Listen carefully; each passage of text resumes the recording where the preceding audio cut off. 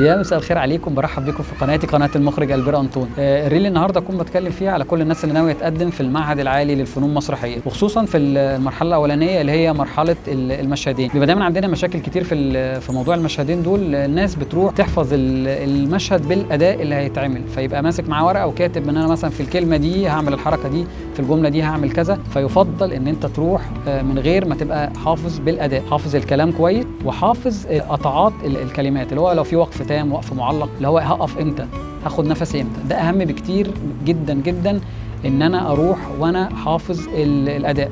طبعا حتى لو في كلمه او حاجه اتلخبطت فيها مش مشكله، الدكاتره مش بيحاسبوك على الحفظ، الدكاتره بيشوفوا الاداء بتاع الشخصيه انت قدمتها ازاي وقدرت توصل المعنى المطلوب منك ولا لا. ففكره ان انت تبقى حافظ باداء دي مشكله ايه، هتواجهنا مشكلتين لو احنا رايحين بحفظ اداء معين، اللي هو الكلمه دي هعمل فيها الحركه دي والجمله دي هعمل الحركه دي.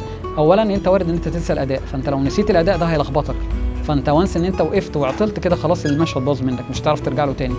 تاني حاجه، ووارد جدا ان الدكاتره 90% هيقول لك غير الاداء بتاع المشهد. يعني سي المشهد انت مشهد تراجيدي، مشهد فيه حزن ومعاناه، فجاه يقول لك قول نفس الكلام ده بس بطريقه كوميدي. فانت لو انت اوريدي حافظ المشهد برياكشنات معينه فيها غضب وفيها حزن وبتعمل كده ومش عارف ايه، فيقول لك اعملها بطريقه كوميدي، فانت كده برضو الدنيا باظت منك. فاهم حاجه نحفظ الكلام كويس عشان ما ننساش الكلام، لان لو نسينا الكلام وقعدنا بقى نبص فوق ونفتكر كده الدنيا باظت. نحفظ الكلام كويس، لو في كلمه غلطنا فيها بتاع مش مشكله، المهم ما نعطلش وما نقفش. الممثل الشاطر يبقى ذكي وعنده سرعه بديهه، يبقى احنا مش هنحفظ باداء، والاداء ده هيطلع وانس ان انت فعلا بتأدي الشخصيه اللي مطلوبه منك. نكون فاهمين الشخصيه، الباك جراوند بتاعتها، لان وارد الدكاتره يسالوا المسرحيه دي اتكتبت امتى، مين الشخصيات اللي موجوده في المسرحيه، علاقه الشخصيه اللي انت بتقدمها ببقيه الشخصيات. فنخلينا مركزين ان انت مش داخل معاك ورقه كده بتحفظ وهتروح ترددها.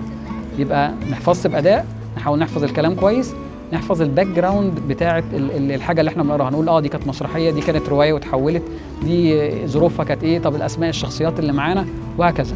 تمام؟ هسيب لكم لينك للشانل بتاعتي تحت، فيها اكتر من حلقه بتكلم فيها بالتفصيل عن شكل الاختبارات، نوعيه المشاكل اللي ممكن تواجهنا، وبالتوفيق ليكم جميعا. شكرا، سلام.